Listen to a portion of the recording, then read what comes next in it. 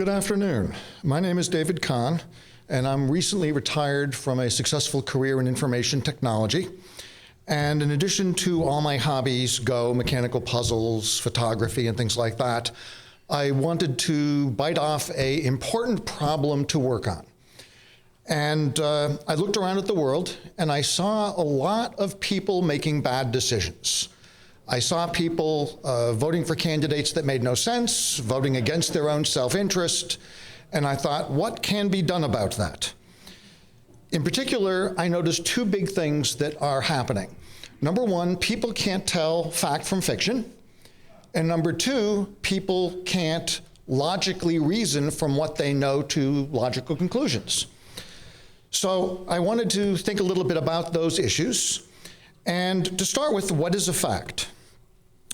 I think a fact is something which you can observe and you can test, and in particular, things that are repeatable. The scientific method is really great for figuring out what is a fact. There's a lot of misinformation out there. There are people who, in fact, lie and lie very convincingly. And in fact, you can't always trust your senses. There are things you see on a video that, even if it wasn't doctored, may not be the true story. And we see here magic. I mean, the magic tricks. You see something in front of your eyes you really can't believe. So the interesting question is, how can you figure out what is true and what is not? And how can you deliver the tools for people to do that? The second piece of that is logical reasoning. And the example I often like to give for that is, why is anecdotal evidence useless? It feels like an anecdote should be important. You hear someone did something, it had a result, or at least it seemed to. It feels like that should have meaning. And it takes a little bit of learning to realize that, in fact, you can't conclude anything from that. There's a really great website, as an example, called thelogicofscience.com, where they actually have dozens of articles helping people understand what is good reasoning and what is not. I also have figured out, in talking to a lot of people, that it's really hard to influence adults.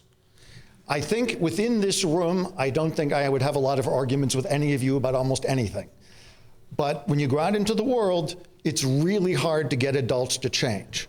Kids are, in fact, much more malleable. They're much more susceptible to information and to learning. So what I would love to be able to do is introduce some of these concepts to kids so they grow up to be logical adults. And I don't expect to reach everybody. I don't think I have to reach everybody. But I'd love to reach enough people so that things like elections behave a little bit more reasonably. So the question is, given that as the statement of the world I'm dealing with, how am I going to approach that? There are really three pieces to this puzzle, and I could work on any of them, and I'll list them, but I don't think I'm actually going to be directly working on any of those for reasons I'll explain. One is the curriculum, the topics, the classes, whatever. And we've had presentations here, such as one just a few talks ago, which is a great, inspiring platform for kids to explore math. We have lots of great things both here and elsewhere in the world. And while I could build a new one, I don't think I need to. I think there's a lot of great stuff out there. There's also the need for financial support. But there are organizations supporting things. And there are, in fact, teachers and schools and classrooms and students that are actively pursuing some of these things. However, it's not everyone. When I walk around the Boston Museum of Science, which is near my home, I see a lot of people that look a lot like me.